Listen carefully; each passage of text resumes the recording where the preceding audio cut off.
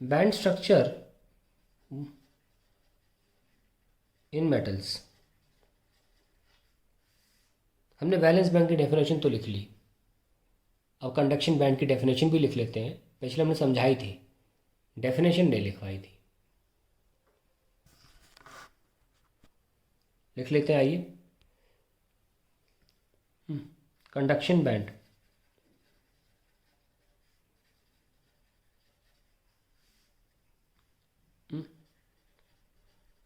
The overlapped region of common orbitals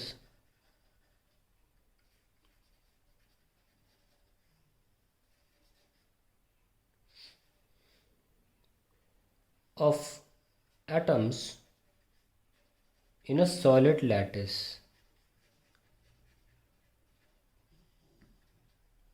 The overlapped region of common orbitals of atoms in solid lattice is called conduction band। यही हमने देखा था, overlapped reason को ही हमने conduction band बताया भी था। ना मेटल्स की हम बात कर रहे हैं, तो मेटल्स के बारे में खास बात जान लें कि these are the materials, these are the materials in which their valence electrons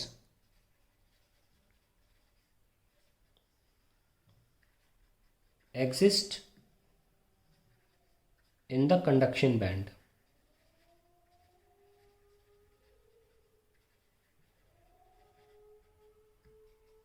okay, आइए बना के दिखाते हैं आपको हम। ये हमारा आ गया 1s,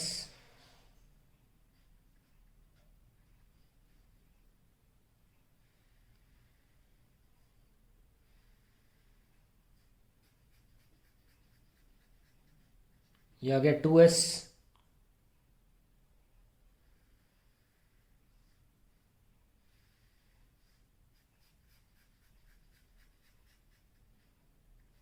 टू पी। सोडियम के एग्जाम्पल लेके चल सकते हैं।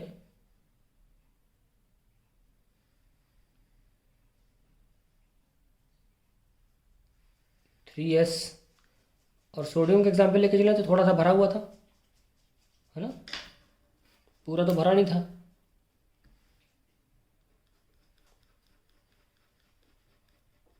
तो ये जो हमारा था, ये वाला पोर्शन, ये वैलेंस बैंड था। ये जो है, ये वैलेंस बैंड है। पर हम अगर डायग्राम देखें जो हमने बनाया था सॉलिड लैटिस का, इफ़ यू रिमेंबर, ये जो डायग्राम था,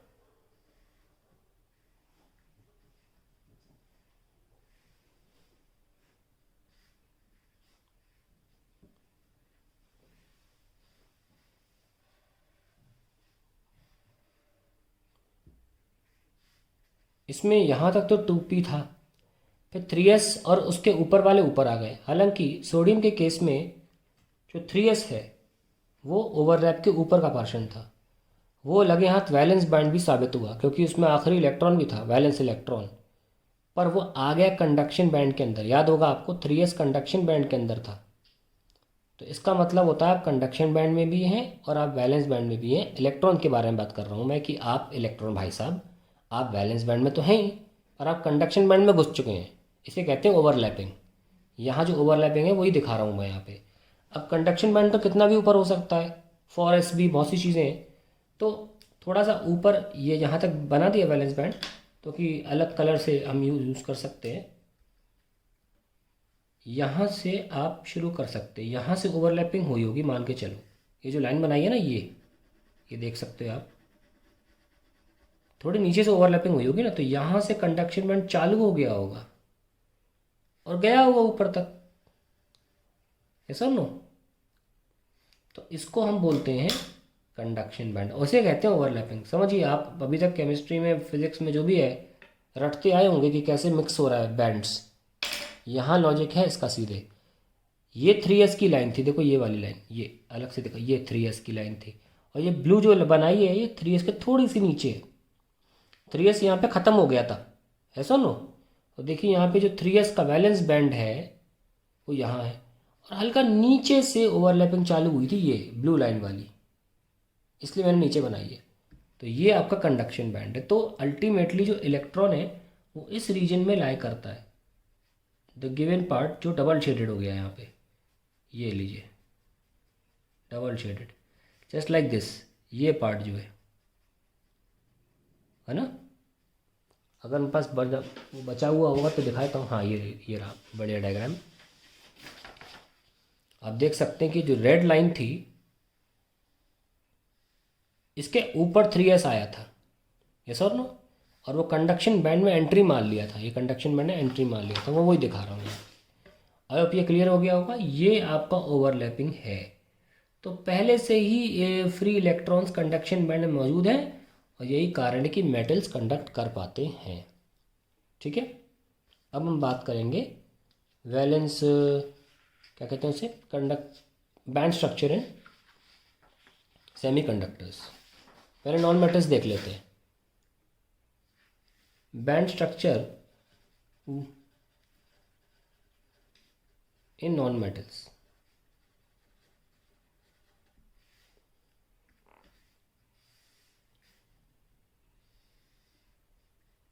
one S, 2s and so on, बहुत सारे हो सकते हैं क्योंकि नॉन मेटल्स तो बहुत ऊपर जाते हैं ना। नॉन मेटल्स तो शुरू ही बहुत लेट होते हैं, बहुत लंबा कॉन्फ़िगरेशन होगा अगर लिखने बैठोगे तो वो सब तो नहीं लिख सकते, इसलिए रैंडम आप ऐसे ऐसे बना के सीधे ऊपर पहुंच जाओ एक यहाँ पे। और नॉन मेटल्स पूरे भरे होते हैं, आधे अधूरे तो भरे नहीं होते, पूरे भरे होते हैं। तो ये होता है valence band,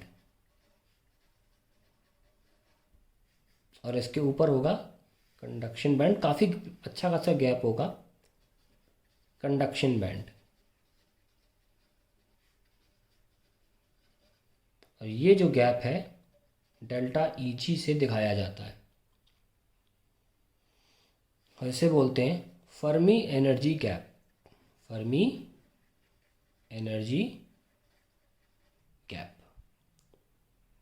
let's write down what is Fermi energy gap. अगर आप ये एनर्जी देते हैं इन इलेक्ट्रॉन्स को तो ये यहाँ से यहाँ जंप कर सकते हैं, उसी को हम अंग्रेजी में लिखने जा रहे हैं। क्या होता है Fermi energy gap? Fermi energy gap,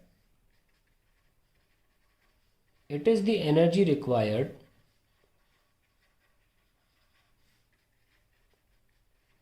to excite the electron from Fermi energy level,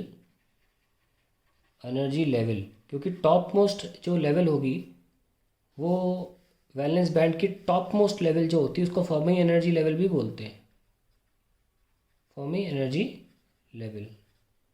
So it is the energy required to excite the electron from Fermi energy level to conduction band.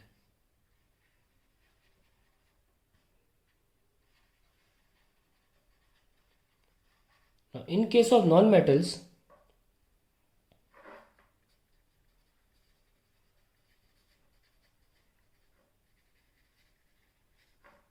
इसमें delta Eg की जो value है वो greater than equal to 5 electron volt आती है। ये तो एक एटम के लिए है, एक सॉलिड के लिए इसके लिए बहुत ज़्यादा टेम्परेचर चाहिए पड़ेगा और ये इजीली अवेलेबल तो है नहीं रूम टेम्परेचर पे, इसलिए नॉन मेटल कंडक्ट करते ही नहीं है।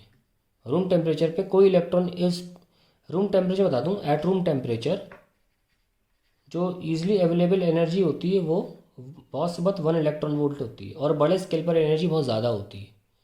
तो ये आप रूम टेम्परेचर पे अटेनेबल होती है, ये ऑलरेडी अवेलेबल होती है रूम टेम्परेचर पे। मैं इसकी बात कर रहा हूँ कि आप 5 गुना की बात कर रहे हैं, दैट्स वेरी हाई टेम्परेचर।